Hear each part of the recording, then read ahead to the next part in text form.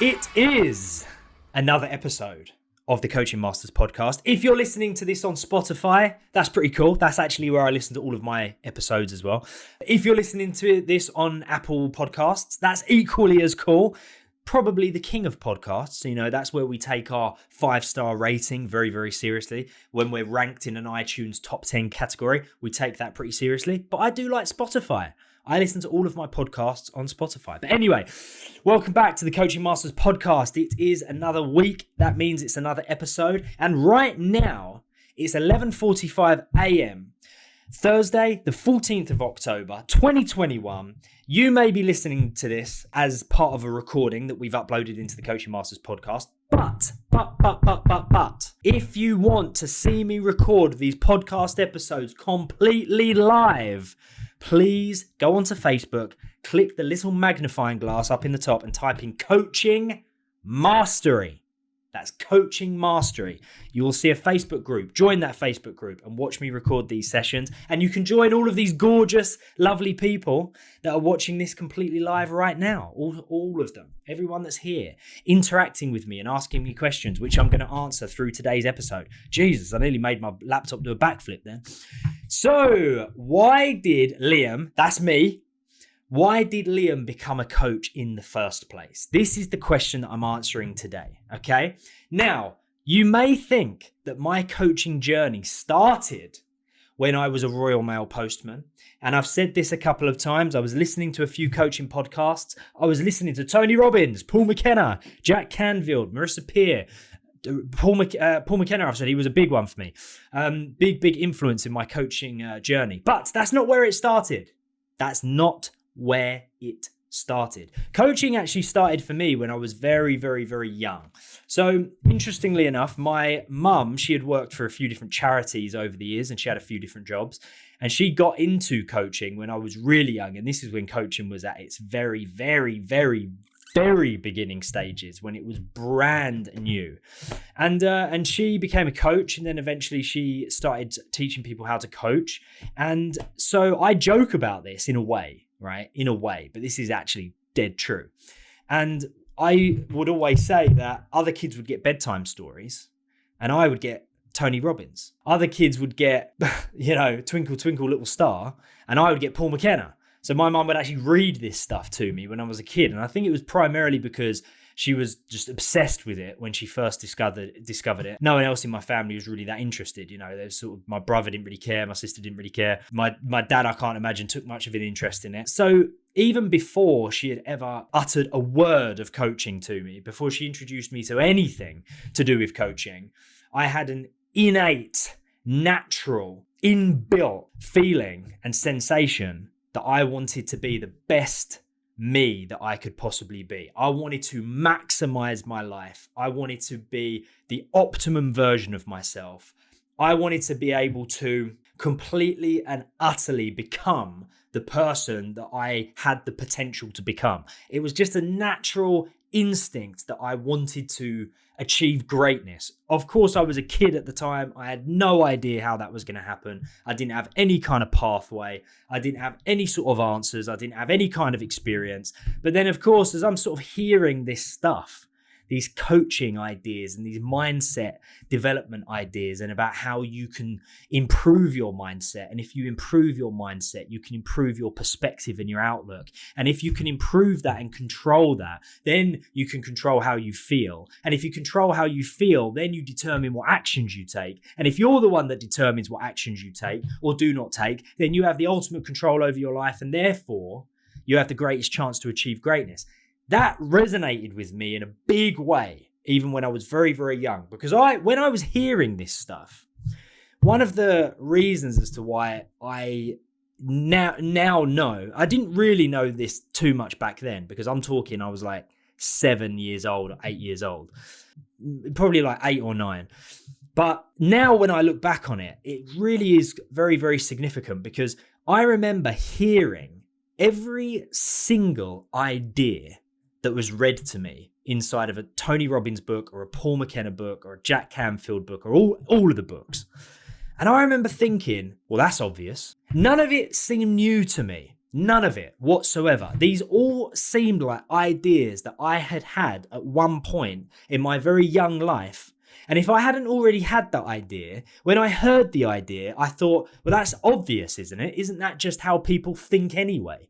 Isn't that just how people operate? I don't understand. Like, this is just clear to me. But of course, I needed to go on my own journey. It's not like from 7 years old, I said, this is it. This is what I want to do. I want to become a coach. Quite the contrary, actually. In my mind, as a young man, it was just what my mum did. And, you know, this is a little bit of a generalization, but no young man wants to grow up doing what his mum does.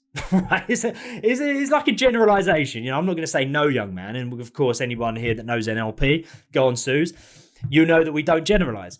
But in general, if I'm going to make somewhat of a generalization, okay, no, it's not that you grow up as a young man thinking, you know what I really aspire to be. You know what I really truly want to do with my life. I want to do exactly what my mum does. Like, no, it's a generalization again, but I can't imagine many young men feel that way. And I didn't feel that way. So in fact, interestingly enough, and this is a part of my story that a lot of people probably don't even realize, I actually actively thought, well, I'm definitely not going to do that because that's what my mum does.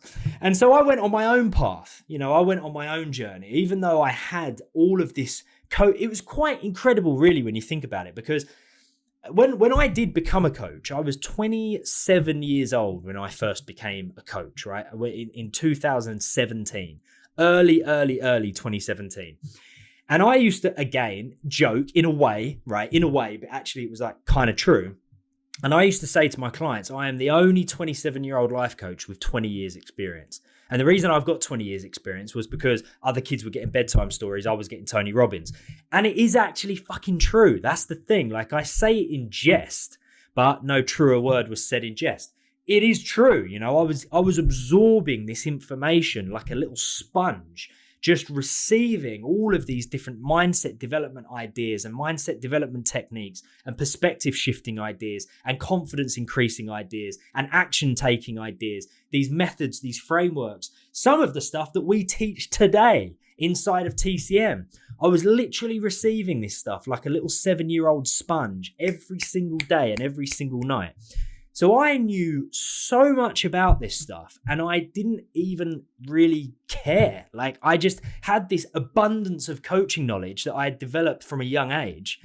And I just it never registered to me that that was ever going to be something I used or ever something that I would find useful, because for me, it was just like a natural way of thinking, right? So anyway, I go on my own path, right? I have no idea what it is I want to do when I'm a kid. I don't have a clue. At first, I wanted to go and build motorcycles. Me and my dad were really into watching this TV show called Orange County Choppers, right? OCC. If anyone's ever seen that, it's actually absolutely fucking hilarious. But anyway, we loved this TV show, and my dad was really unbelievably into Harley Davidson motorcycles, like in a big way. He had like some awesome bikes growing up, and I was really into it as well. And the reason I was into it was because, quite the contrary to what I said a minute ago, you guys know me, I don't generalize, which I really don't. But this is my experience, okay? This is my experience. So in my experience, I didn't want to grow up doing what my mum did, but I did want to grow up being my dad, right? My dad was my absolute hero. I worshipped the ground he walked on. He was the funniest man I knew. He was the kindest man I knew. He was an amazing dad, right? Now, I am utterly, unbelievably proud to say that I truly believe that I am the best dad in the world. But there is one reason for that, and that is because I have literally modeled every single thing that my dad did as my dad. And when I'm playing with Posey, I can hear it. I can literally hear my dad's voice coming out of my mouth, like in the things that I'm saying, the way that I'm saying it, the way that I'm playing, the games that I'm creating. I'm making up. My dad could just make up games on the spot like you wouldn't believe. He was so creative with games with me and my sister that he could just, out of nowhere, he would invent a game in 2 seconds and it would be the best game anyone has ever played. And I'm feeling myself doing this now as a dad. I'm creating games, I'm saying things, I'm doing things. And it's 100% him. It's almost like he's being channeled through me so that he can play with his granddaughter, who he never got the chance to meet.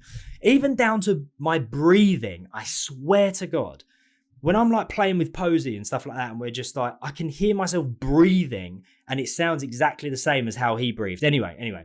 So I did grow up wanting to be my dad, and he was really into motorcycles and stuff like this. And so that was the first thing I ever wanted to do. I actually wanted to build motorcycles. But then I realized I had absolutely zero patience for anything that took any kind of elegance or intricacy whatsoever. You know, I took this like workshop class in secondary school and everybody else was working with wood. And I said, can I work with metal? Because I want to do this thing with motorcycles. And as soon as I actually had to start working on this stuff, I was like, oh no, this isn't for me. Trust me, I'm not built to build things with my hands. Not in any way. I don't have the patience for it. So at that point, I was just like lost, right? I was like, I don't know what I want to do. I have no idea what I wanted to do. And at that point, all I wanted to really do was go to college, go to university, just because that's what like my mates were going to do. I wanted to spend time with them. And then I went to college for a couple of months and I was just like, it's just not for me. I'm just not focused whatsoever. I don't feel passionate about this. My whole day was about just spending time with friends. And so I quit one college and I joined another one, and I quit that one and I joined another one.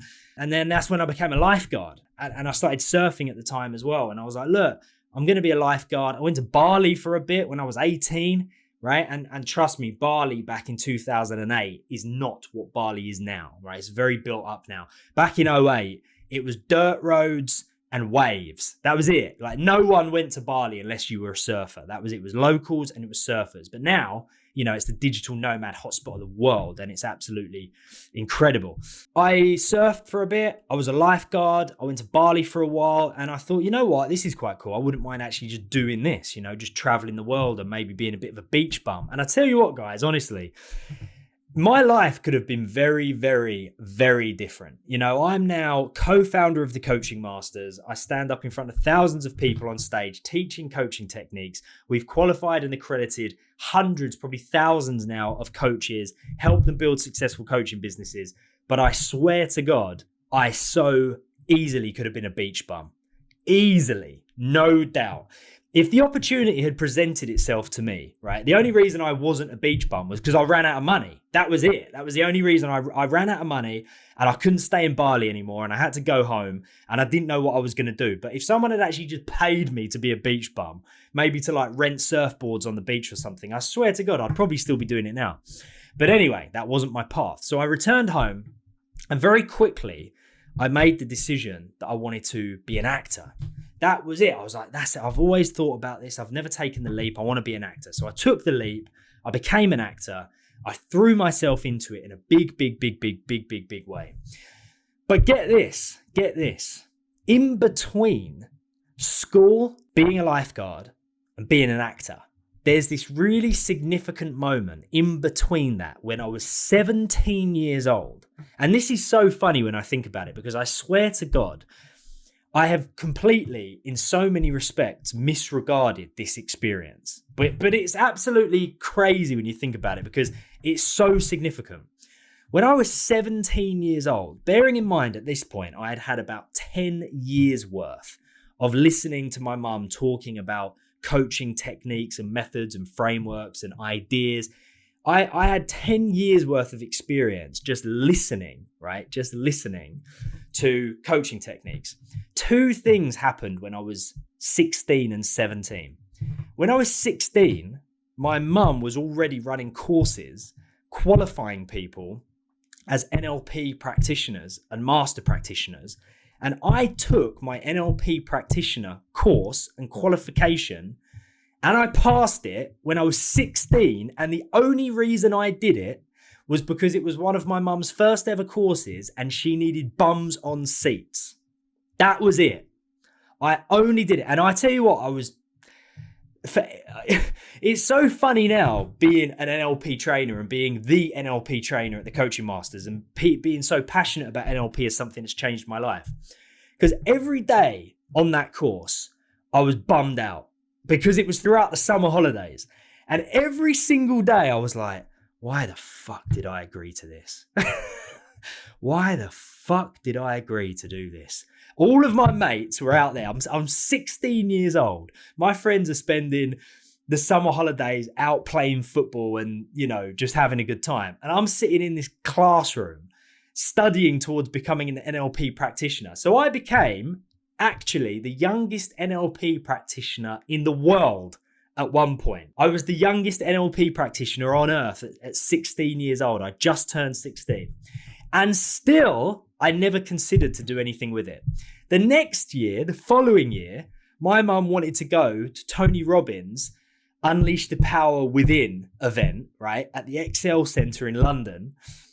And she wanted somebody to go with her. So I was like, oh, okay, yeah, I'll come with you. And I went. I literally spent fucking 3 days back to back with Tony Robbins at this event, just getting all pumped up, like boom, boom. I mean, some of you guys have been to that event, like the online version, which I know is phenomenal. The in the room version is out of this world, like you wouldn't believe. The energy is crazy. And so anyway, I'm spending this like 3 days as a 17-year-old, fully qualified NLP practitioner, literally just like getting my confidence pumped through the roof. All of this coaching knowledge is just coming to the surface.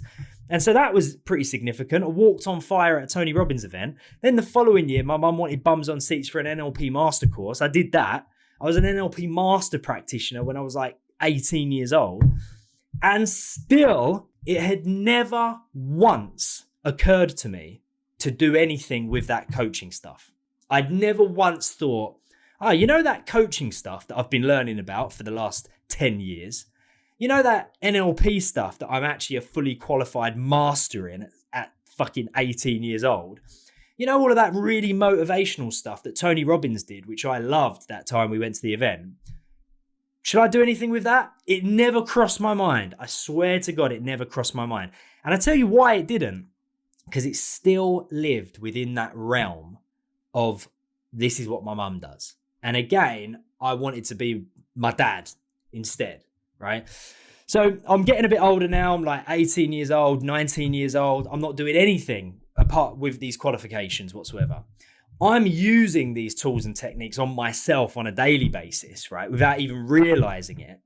Any situation I found myself in where like my mates were like bummed out about something and I'm reframing it instantly in my head and thinking, why are they fucking bummed out about this? Or there's a moment where I need to step into a certain situation where everybody else is feeling really unconfident and I instantly know how to raise my confidence. And I'm like, why is everybody else not doing this? And I'm like not really understanding at the time that it's not normal for kids to be growing up with Tony Robbins and Paul McKenna and all of this knowledge. I'm just like in my head thinking this is normal, right? This is what everybody does.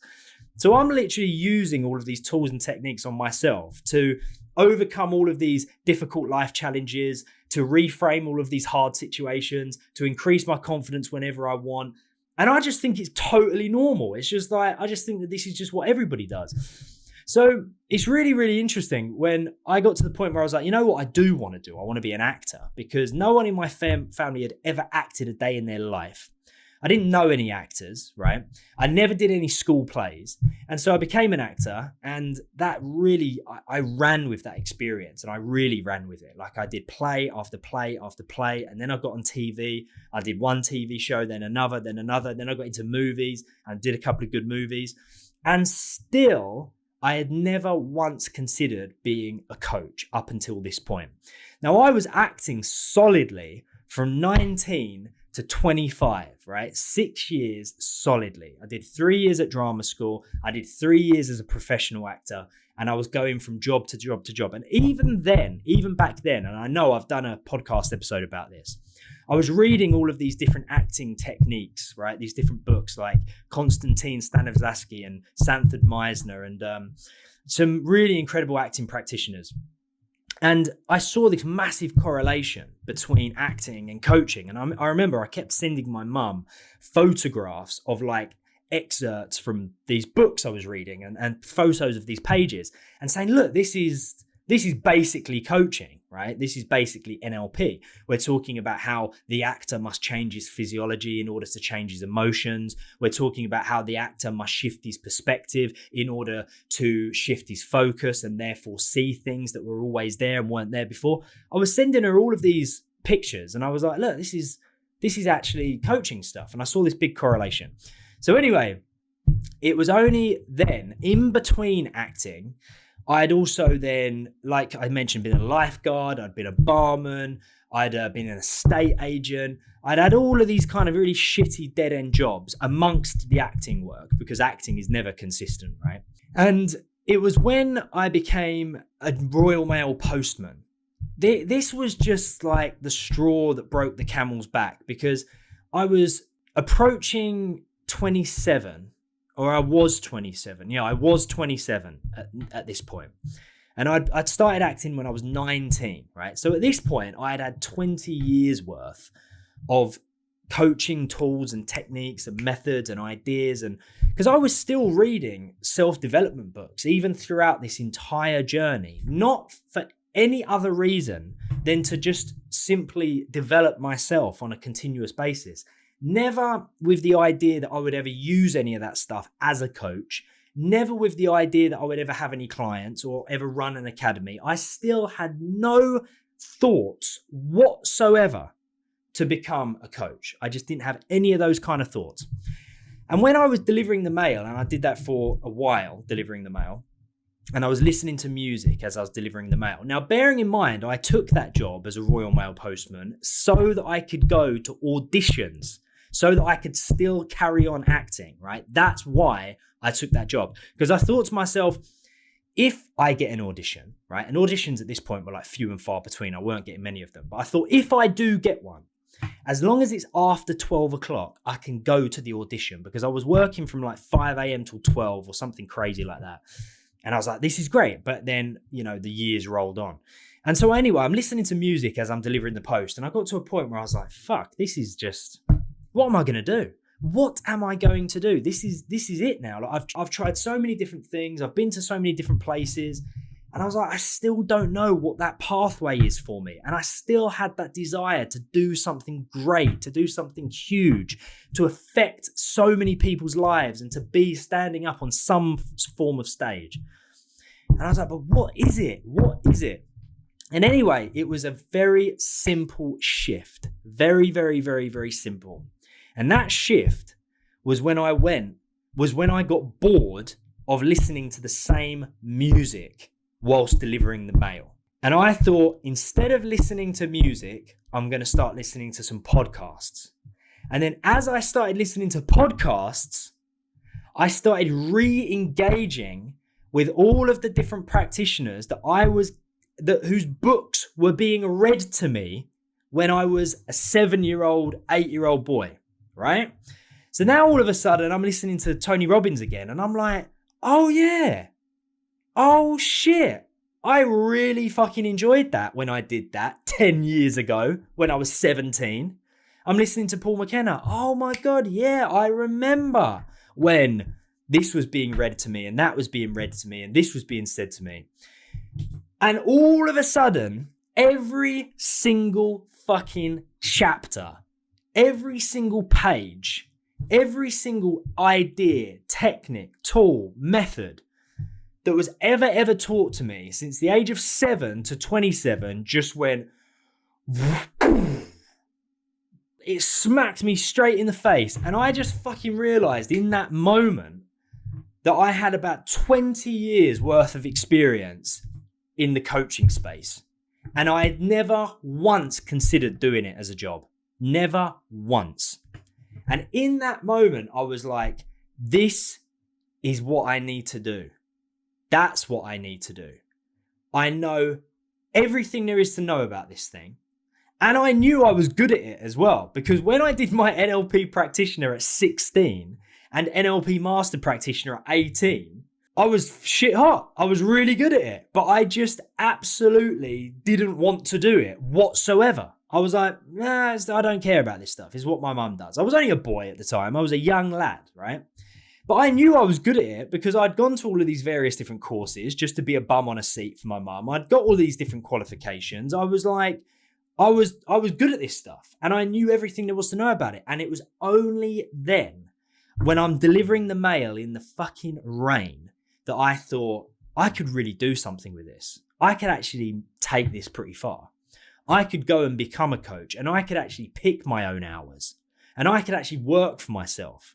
And I could decide when I work, how I work, where I work, what the fuck I wear to work. I could run this thing from home. I don't need to be getting up at 4 o'clock in the morning every day to go and deliver the mail. I don't need to be delivering letters and packages all day long in the snow and the sleet and the rain. I could stay at home and coach people at home. And at the time, I didn't even have the foresight to think about coaching people online. Right? At this point in the very, very early stages, right? You guys, I swear to God, I'm not just saying this, but you guys are so lucky that the Coaching Masters exists, because before the Coaching Masters, I promise you, there was nothing. It was the loneliest profession in the world, and there was no one that was talking about doing it online. There was no one that was there to teach you how you build up your niche, how you get clients, how you coach people online. I was figuring all of this shit out completely by myself over here. And Lewis was figuring out all of this stuff over here, like we hadn't ever met or our paths crossed, right? And we were both figuring out how to do it. And then when we created the Coaching Masters, we were teaching other people how to do it. But I swear to God, guys, honestly, you're so lucky that TCM exists, because it was super lonely at the time. It was really lonely, and it was difficult to figure out all of this stuff. I actually started seeing clients in my apartment at London Bridge, right? One-on-one in the room. I started off not even selling coaching packages. I was charging session by session. I was making all the mistakes. Right? And it was really difficult. But the straw that really broke the camel's back was that I was listening to these podcasts for a few weeks thinking, I'm already qualified. I can do this. I can really, really do this.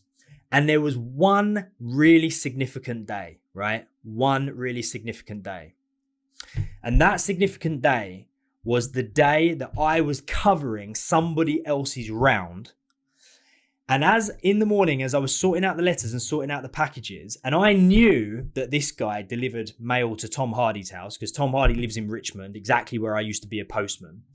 And there was this one package that was for Tom Hardy that needed a signature. And all day I was thinking, what the fuck am I going to say? Because I had worked with this guy years earlier, right, on Batman, years earlier. And I was thinking, will he even remember me? Will he know who I am? What do I say? I'd lost about 3.5 stone at this point. I had really long hair, I had a really long beard. When we worked together, I was big, I was stocky, I had a complete skinhead because that's what the character had. And I knocked on his door, and he opened the door, and he was like in dressing gown. He looked like he'd just woken up. And he just looked at me, and I looked at him, and I couldn't even bring myself to say, oh, Tom, do you remember me? It's Liam. I was your body double on Batman. This was years ago. But I didn't even say any of that stuff. And he just looked at me, and I could tell he had no idea who I was. And I said, oh, excuse me, I need your signature. And he signed the package, closed the door. I mean, how weird for him in terms of like a kind of 6 degrees of separation thing. He will never know that the postman asked for his signature that day was the exact same fucking man that worked with him every day on Batman. And he closed the door, and I went home, and I quit. And I quit that day. And I just thought, fuck this. I can't do this anymore. There's this guy that I used to work with every day when I was just on the top of my game. I was working on the biggest movie in the world. I had the greatest time in my life. Every day, I used to sit there and have fucking lunch with him every day. And he didn't even know who I was. And he closed that door, and I said, this is it. That was like the universe, a fucking higher power, whatever you want to call it. Something came along and just went, sort your fucking self out. And I'd already made the decision at that point. I was going to quit that job and really go all in on coaching. And I did. I quit. And I remember January 1st, this was around about Christmas time, 2016. January 1st, 2017 was when I made the official decision. This is it. My coaching business is now alive. I'm never going back to that job. I'm never doing any other job again.